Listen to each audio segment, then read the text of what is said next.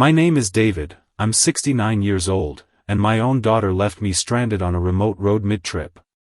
She went back to her luxury penthouse, the one that's still on my deed. I said nothing, but the next day, I sent a locksmith. What followed were 77 missed calls that I never answered. Before I tell you how it all unfolded, please like this video, subscribe to the channel, and let us know in the comments where you're watching from.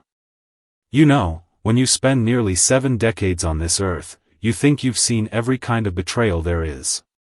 You think you understand the depths to which people can sink, the cruelty they're capable of inflicting.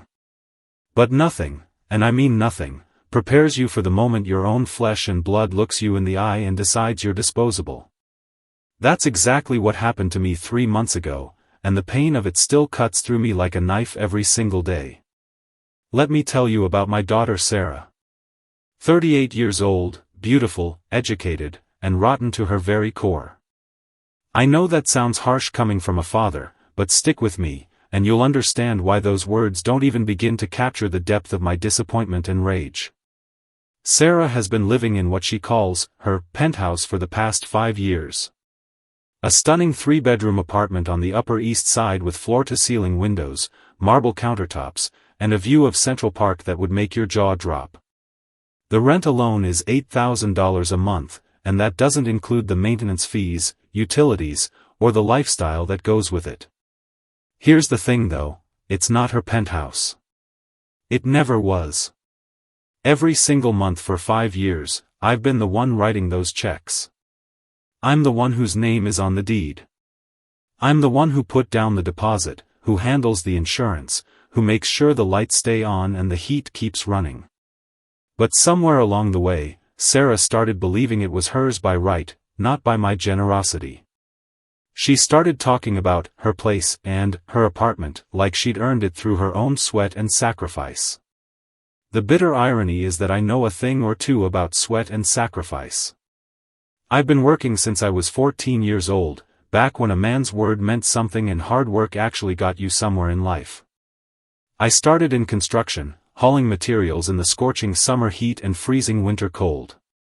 My hands are still scarred from those early years, still rough and callous despite decades in management. I built my first company from nothing, literally nothing. I had $300 to my name and a truck that barely ran, but I had something Sarah has never possessed, the willingness to bleed for what I wanted. Over 40 years, I built that small construction outfit into a real estate empire. I developed shopping centers, apartment complexes, office buildings. I employed hundreds of people, paid their salaries, made sure their families had food on the table. And every dollar I made, every property I acquired, every success I achieved, it was all for my family. It was all so Sarah would never have to worry about money, never have to struggle the way I did, never have to know what it feels like to choose between paying the electric bill and buying groceries.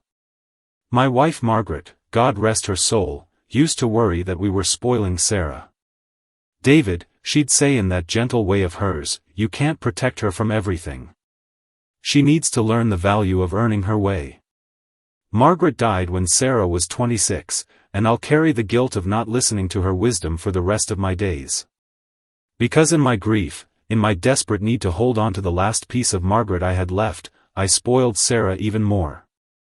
I threw money at every problem, fixed every mistake, bailed her out of every consequence she should have faced.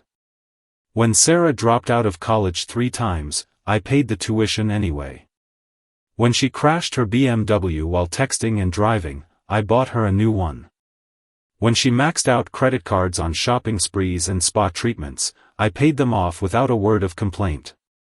When she couldn't hold down a job because she thought showing up on time was optional, I gave her an allowance that most people would kill for.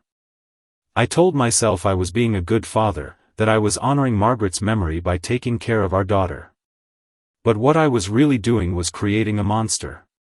Sarah's lifestyle is everything that's wrong with this generation.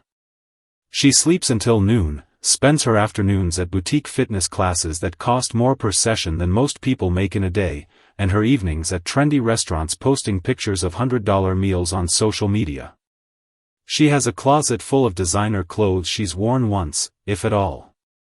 She gets her hair done twice a week at a salon where they charge $300 for a simple cut and color. She's never worried about a bill, never stressed about rent, never had to check her bank balance before making a purchase. And you know what the worst part is? She acts like she deserves it all. Like the universe owes her this life of luxury. She's never once thanked me for the penthouse, never acknowledged that her lifestyle is built entirely on my sacrifices. Instead, she complains. The apartment is too small. The view could be better. The neighborhood is getting too crowded. She wants a bigger place, a better location, more money for her endless shopping and dining adventures. Margaret would have put a stop to this years ago. She had a way of looking Sarah in the eye and making her understand right from wrong, responsibility from entitlement.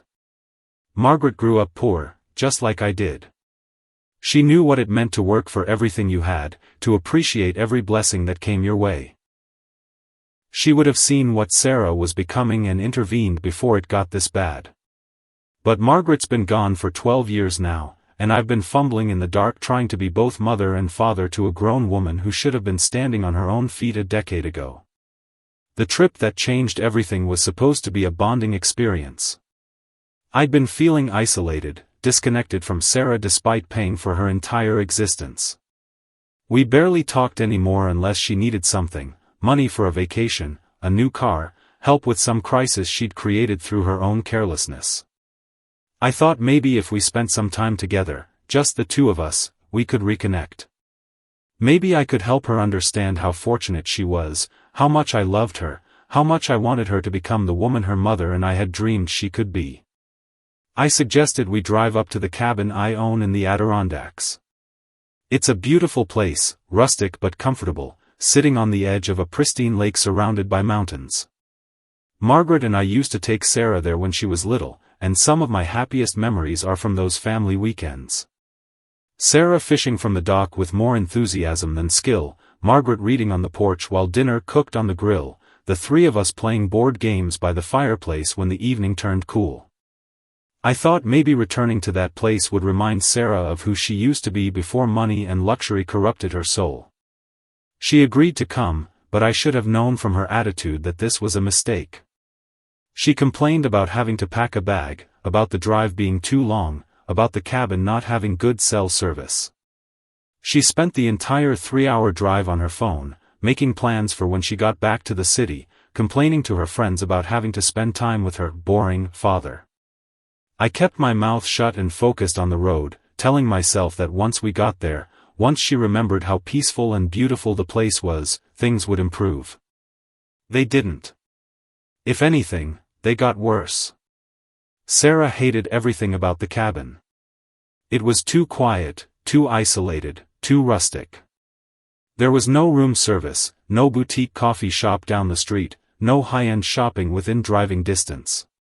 She couldn't understand why anyone would choose to spend time in a place where you had to cook your own meals and make your own entertainment. She made it clear that she was miserable, that she was only there because she felt obligated, and that she couldn't wait to leave. But I persisted, trying to salvage something from the trip. I cooked her favorite meals, suggested activities we used to enjoy together, tried to start conversations about her life, her hopes, her dreams. What I discovered was that Sarah didn't have any dreams beyond living off my money forever. She had no ambitions, no goals, no desire to contribute anything meaningful to the world. Her biggest concern was whether I was going to increase her monthly allowance so she could afford a membership at an even more exclusive gym. The breaking point came on our second day there. I'd been trying to fix a loose board on the dock, the kind of simple maintenance that keeps a property in good condition. Sarah was lying on a lounge chair, scrolling through her phone and sighing dramatically every few minutes to make sure I knew how bored she was. I asked if she wanted to help, thinking maybe working with our hands together might spark some kind of connection. She looked at me like I'd asked her to eat dirt. "I don't do manual labor, Dad," she said with a sneer that could have cut glass. "That's what you pay people for." The dismissive way she said it, the complete contempt in her voice, it was like getting slapped across the face. Here I was, trying to maintain a property that would one day be hers, and she couldn't be bothered to hold a screwdriver. But even that wasn't the worst of it. That evening, as we sat on the porch watching the sunset, I tried one more time to reach her. I started talking about Margaret, about how proud she would have been to see Sarah as an adult, about how much love had gone into building the life Sarah was living.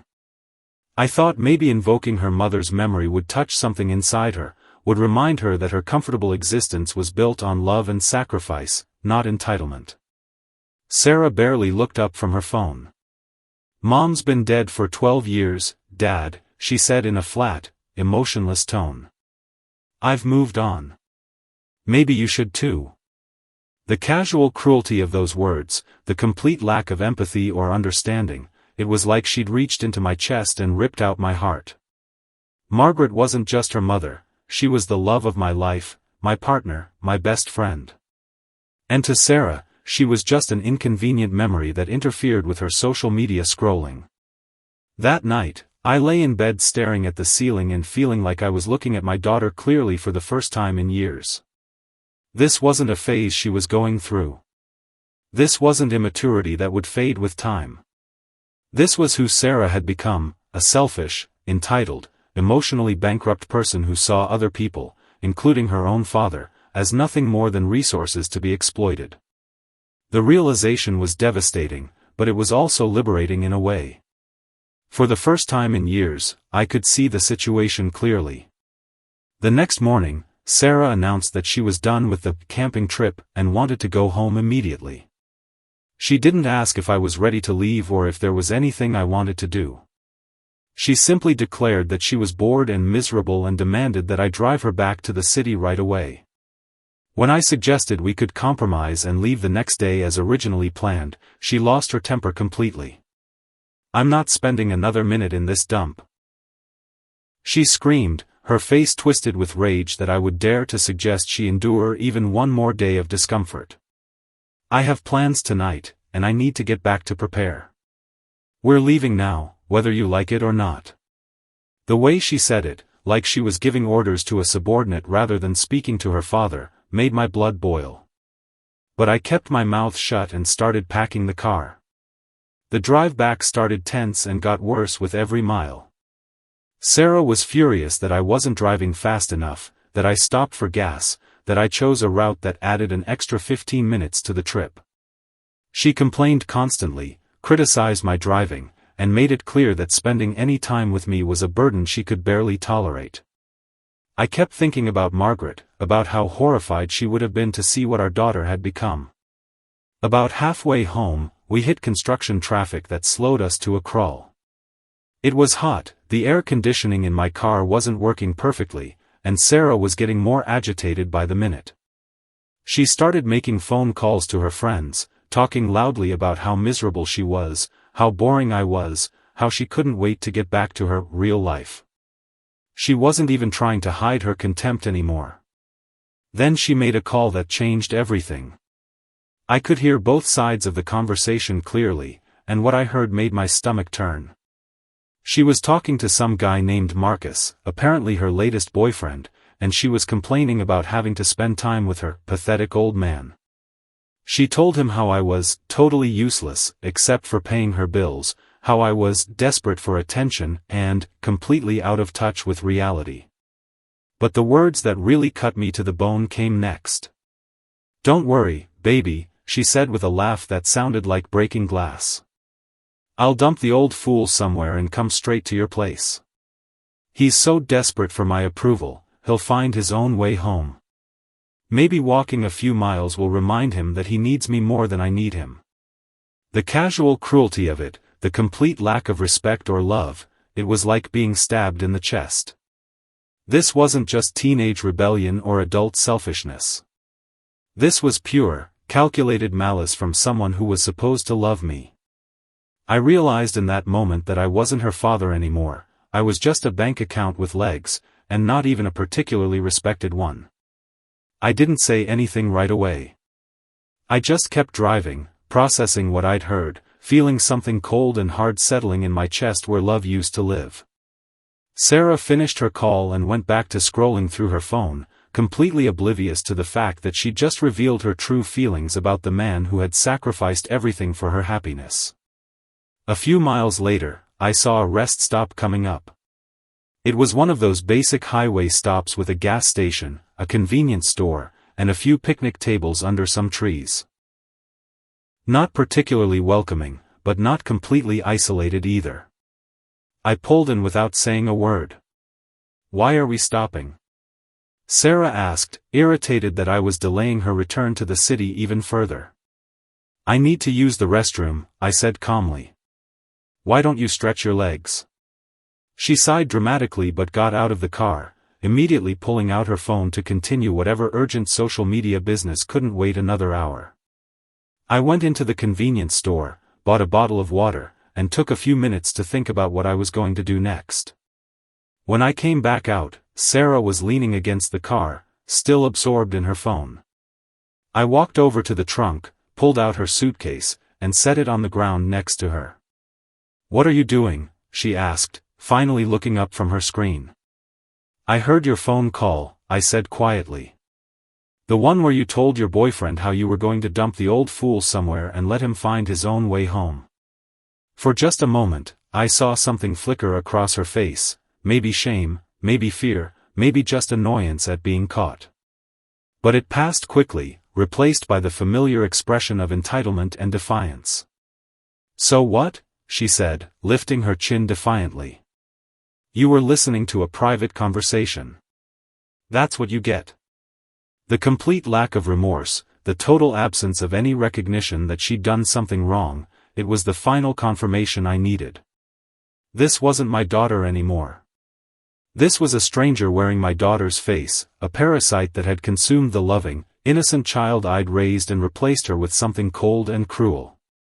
"You're right," I said, my voice steady despite the rage burning in my chest.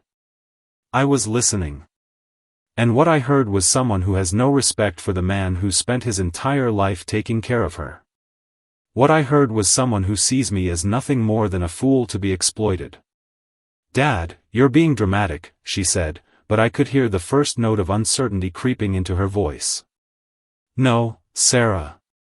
I'm being realistic. For the first time in years, I'm seeing this situation clearly." I set her bottle of water next to her suitcase. "You want to dump the old fool somewhere? Congratulations. You just got your wish." I walked back to the driver's side of the car, and that's when the reality of the situation finally hit her. "Dad, what are you doing?" she asked, her voice rising with panic. "I'm giving you exactly what you told your boyfriend you wanted," I said, getting behind the wheel. "You said you wanted to dump me somewhere and go to your real life. Well, here's somewhere. Your real life is waiting for you back in the city." "You can't be serious," she screamed, running to the passenger side of the car. "You can't just leave me here." "Watch me," I said, starting the engine. She pounded on the window, her face twisted with rage and disbelief. "I'm your daughter. You can't abandon your own daughter."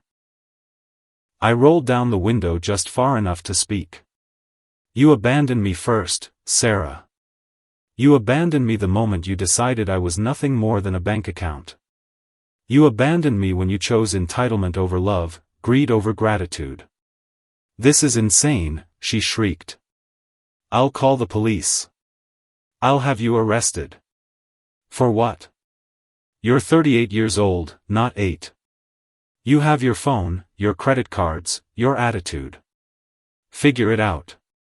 I put the car in drive. "Dad, please," she said, and for just a moment, her voice cracked in a way that reminded me of the little girl she used to be. "I'm sorry. I didn't mean what I said." I almost weakened. Almost. But then I remembered the cold calculation in her voice when she was talking to her boyfriend, the complete absence of love or respect. She wasn't sorry for what she'd said, she was sorry she'd been caught. "No, Sarah. You meant every word. The only thing you're sorry about is that your meal ticket is driving away." I looked at her one last time, this stranger who shared my DNA but none of my values. There's a bus station about 5 miles that way. I'm sure someone as resourceful as you can figure out how to get there. And then I drove away. In my rearview mirror, I could see her standing there in the parking lot, screaming and gesturing wildly, probably calling me every name in the book. But I didn't stop. For the first time in years, I felt like I was thinking clearly, acting with purpose instead of just reacting to her demands and manipulations. The drive home was the longest 3 hours of my life. Part of me kept expecting my phone to ring, expecting to hear Sarah's voice begging for forgiveness, promising to change, swearing she'd learned her lesson. But the phone stayed silent, and I realized that even now, even after being left on the side of the road, Sarah probably didn't think she'd done anything wrong. She was probably already working on her next manipulation, her next strategy for getting back into my good graces without actually having to change. When I got home, I sat in my driveway for a long time, looking at the house Margaret and I had built together, thinking about the dreams we'd had for our family. This wasn't how it was supposed to turn out. Sarah was supposed to grow up strong and independent, grateful for the opportunities we'd given her but not dependent on them. She was supposed to find her own way in the world, make her own mark, build something meaningful with her life. Instead, I'd created a monster. Through my misguided love, my desperate need to protect her from every hardship, my inability to set boundaries or enforce consequences, I'd turned my daughter into a predator who saw kindness as weakness and generosity as stupidity. The worst part was that I couldn't even blame her entirely. I was the one who taught her that there were no consequences for bad behavior, that money could solve any problem, that she was entitled to whatever she wanted simply by virtue of being my daughter. But sitting there in my driveway, I realized something important: it wasn't too late to change course. I couldn't undo the damage I'd done to Sarah's character. That was work she'd have to do herself, if she ever chose to do it. But I could stop enabling her. I could stop rewarding her bad behavior. I could stop being the fool she clearly thought I was. I went inside and made myself a cup of coffee, the same kind of simple, honest coffee I'd been drinking for 40 years. No fancy machines, no exotic beans, no unnecessary complications. Just coffee. Then I sat down at my kitchen table and started making a list of everything I needed to do. The first call I made was to my locksmith. Jerry had been changing locks for me on rental properties for 15 years, and he knew how to keep his mouth shut. "I need you to change every lock on the penthouse on East 78th Street, I told him. Every single one. Deadbolts, door handles, even the mailbox. I want it done today." "Sure thing, Mr. Davidson," Jerry said. "Any particular reason for the rush?" "Let's just say I'm making some overdue security improvements." The second call was to my lawyer, Robert Chen. Robert had been handling my legal affairs for over a decade, and he understood the importance of protecting assets from people who might try to exploit them. "Robert, I need to revoke the power of attorney I gave my daughter. I also want to make sure the deed to the penthouse is secure and that she has no legal claim to the property." "David, this sounds serious. Is everything all right?" "Everything's fine. I'm just making some long overdue adjustments to my estate planning." The third call was to my bank. I explained that I needed to cancel all credit cards associated with my daughter's name, revoke her access to any joint accounts, and set up new accounts that only I could access. The representative tried to talk me through the implications, making sure I understood that this would immediately cut off Sarah's access to funds. "I understand completely," I told her. "That's exactly what I want." By the time Jerry finished changing the locks, I had systematically dismantled every aspect of the financial support system I'd built for Sarah over the past 5 years. No more penthouse, no more credit cards, no more monthly allowance, no more bailouts when she overspent. If she wanted to maintain her lifestyle, she was going to have to find a way to pay for it herself. I have to admit, there was a certain satisfaction in taking back control of my own life. For years, I'd felt like I was walking on eggshells around Sarah, afraid that if I said or did the wrong thing, she'd withdraw the small amount of affection she occasionally showed me. I'd been so desperate to maintain some kind of relationship with her that I'd allowed her to dictate the terms completely. But now, sitting in my quiet house with my simple coffee and my clear conscience, I felt more at peace than I had in years. The first sign that Sarah had discovered her new reality came about 6 hours after I'd driven away from that rest stop. My phone rang with her number, but I didn't answer. I just sat there watching it ring, feeling strangely calm. She called back immediately. Then again. Then again. Each time, I let it go to voicemail, but I didn't bother listening to the messages. I already knew what they would say, probably some combination of rage, threats, and desperate manipulation. The calls kept coming. Every few minutes, sometimes every few seconds. By midnight, my phone showed 37 missed calls from Sarah. By morning, it was 59. By the end of the second day, it was 77 missed calls, and my voicemail box was completely full. I never answered a single one. I can only imagine what Sarah was going through during those 2 days. First, the humiliation of having to figure out how to get home from that rest stop. Knowing her, she probably called a rideshare service and paid a fortune to get back to the city. Then she would have gone straight to the penthouse, probably planning to sulk and plot her revenge against her unreasonable father. But when she got to the building, her key wouldn't work. I imagine her standing there in the hallway, confused and frustrated, trying the key over and over again, convinced it was just sticking or that she was doing something wrong. Maybe she went to the building manager, claiming she'd been locked out of her own apartment. But the building manager would have told her what I'd already arranged for him to tell her: the apartment belonged to David Davidson, and David Davidson had changed the locks and removed her from the approved resident list. The reality would have hit her in waves. First, the practical reality: she had nowhere to live. No key, no access, no legal right to the place she'd been calling home for 5 years. Then, the financial reality: when she tried to use her credit cards to check into a hotel, they would have been declined. When she tried to access the joint accounts to get cash, she would have found them closed. Every financial lifeline I'd provided for her had been severed in a single day. But the emotional reality would have been the hardest hit of all. For the first time in her adult life, Sarah was experiencing real consequences for her actions. Not consequences that she could charm her way out of, or manipulate someone else into fixing, or simply ignore until they went away. Real, immediate, life-changing consequences that forced her to confront the reality of who she'd become and how she'd been treating the people who loved her. Those 77 missed calls were the sound of that realization hitting her. With each unanswered ring, she was discovering that her safety net was gone, that the man she'd taken for granted for so many years was no longer willing to be her emotional and financial punching bag. She was learning what it felt like to be truly alone in the world, with nothing but her own resources to rely on. And you know what? I felt absolutely no guilt about it. None. For the first time in years, I was putting my own dignity and self-respect ahead of Sarah's comfort and convenience. I was refusing to be manipulated, refusing to be taken advantage of, refusing to enable behavior that was destroying both of us. The silence felt powerful. Every time my phone rang and I chose not to answer, I was making a statement.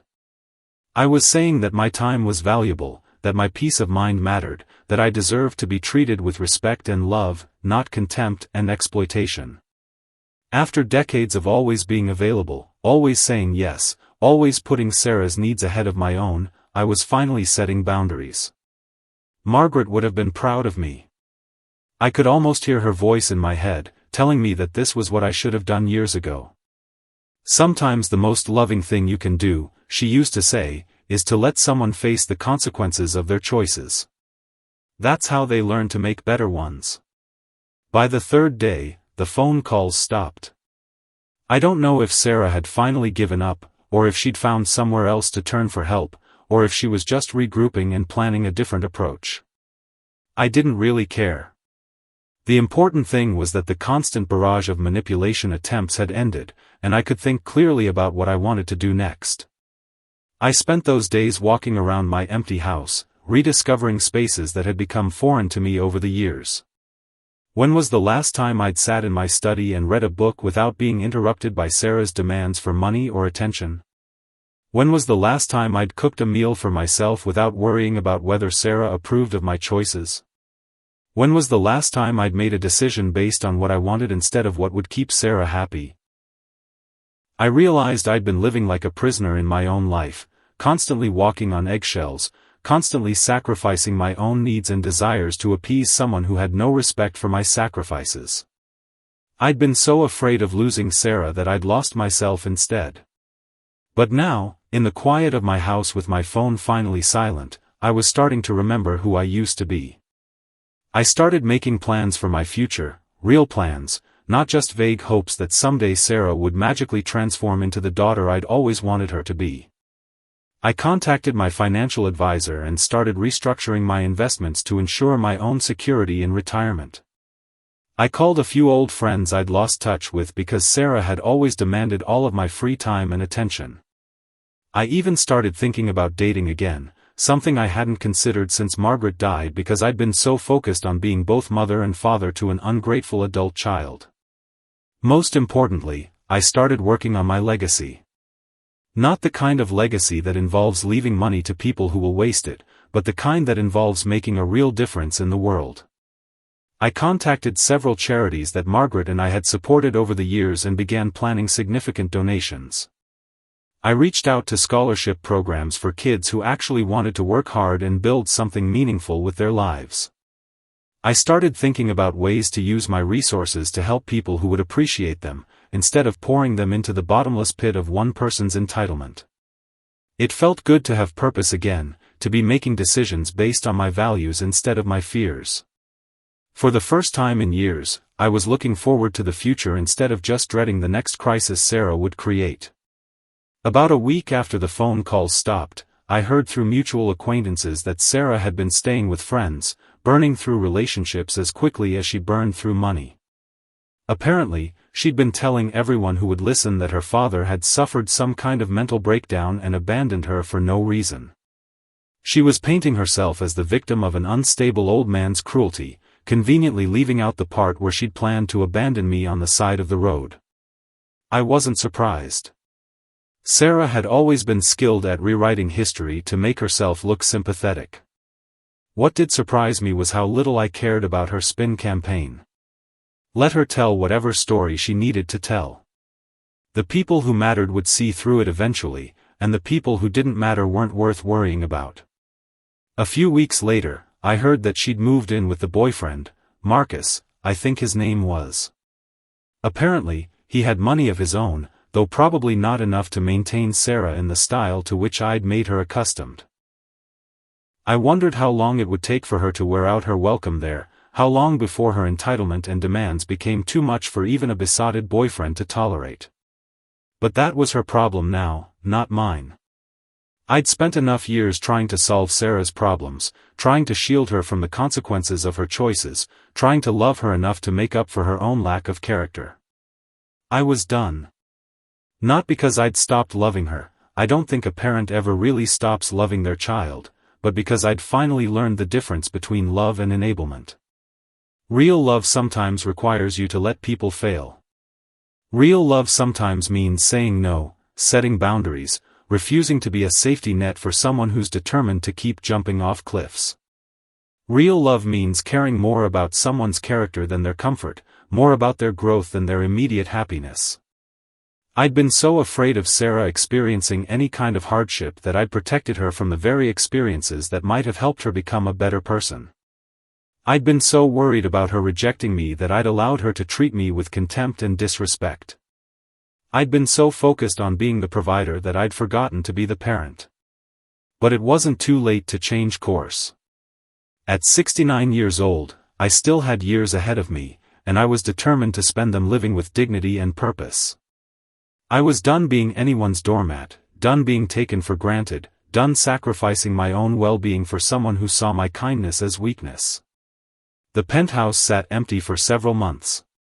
I could have rented it out, could have turned it into an income-producing property, but I decided to sell it instead. I didn't want any ongoing connection to that symbol of my own enabling behavior. The sale netted me a substantial profit, which I immediately donated to a scholarship fund for first-generation college students, kids who understood the value of opportunity because they'd never taken it for granted. I've heard rumors that Sarah is struggling financially, that Marcus wasn't as wealthy as she'd hoped, that she's having to make compromises she's never had to make before. I've heard that she's actually gotten a job, nothing prestigious or high-paying, just regular work that regular people do to pay their bills. Part of me wonders if this might be the wake-up call she needed, the push toward developing some actual character and work ethic. But I'm not holding my breath. Change is possible, but it has to come from within. Sarah would have to acknowledge that her behavior was wrong, take responsibility for the consequences of her choices, and commit to becoming a better person. Those are all things that can't be forced or bought or manipulated into existence. They have to be chosen, freely and repeatedly, over time. Maybe someday Sarah will do that work. Maybe someday she'll understand that the father who cut off her financial support wasn't being cruel, he was being loving in the only way she'd left available to him. Maybe someday she'll realize that those 77 unanswered calls weren't ignored out of spite, but out of a desperate need to break a cycle of dysfunction that was destroying both of us. Or maybe she won't. Maybe she'll spend the rest of her life blaming me for her problems, telling herself and anyone who will listen that she's the victim of her father's unreasonable expectations. Maybe she'll never understand that entitlement isn't the same as love, that taking isn't the same as receiving, that using people isn't the same as having relationships with them. Either way, it's not my responsibility anymore. I did my job as a parent, I raised her, educated her, loved her, provided for her. I even went above and beyond, giving her opportunities and advantages that most people could only dream of. What she chooses to do with her life from here is between her and her conscience. As for me, I'm finally at peace. I sleep well at night knowing that I'm not enabling destructive behavior anymore. I wake up each morning with purpose and dignity intact. I make decisions based on my own values instead of someone else's manipulations. I'm building relationships with people who appreciate my company instead of just my bank account. Most importantly, I'm honoring Margaret's memory in the way I should have been doing all along. Not by spoiling our daughter rotten, but by living with integrity and making choices that would make Margaret proud. She always said that the greatest gift you could give someone was the opportunity to become their best self. I spent years trying to give Sarah everything except that opportunity. Now I've finally given it to her, whether she chooses to take it or not. My daughter thought my silence meant weakness, but it was the loudest answer I ever gave her. 77 missed calls, and not one reply. Because sometimes, protecting your dignity means closing the door for good. Sometimes the most loving thing you can do is stop enabling someone's worst instincts and start living your own life with purpose and self-respect. I'm not the same man who drove away from that rest stop 3 months ago. I'm stronger, clearer, more at peace with myself than I've been in years. I've learned that being a good father doesn't mean being a bottomless well of resources for someone to exploit. It means setting boundaries, enforcing consequences, and refusing to participate in relationships built on manipulation and disrespect. The road ahead is uncertain, but it's mine to travel on my own terms. And for the first time in years, that feels like freedom. Have you ever had to cut off someone you love to protect yourself? Let me know in the comments, and don't forget to like and subscribe for more stories like this.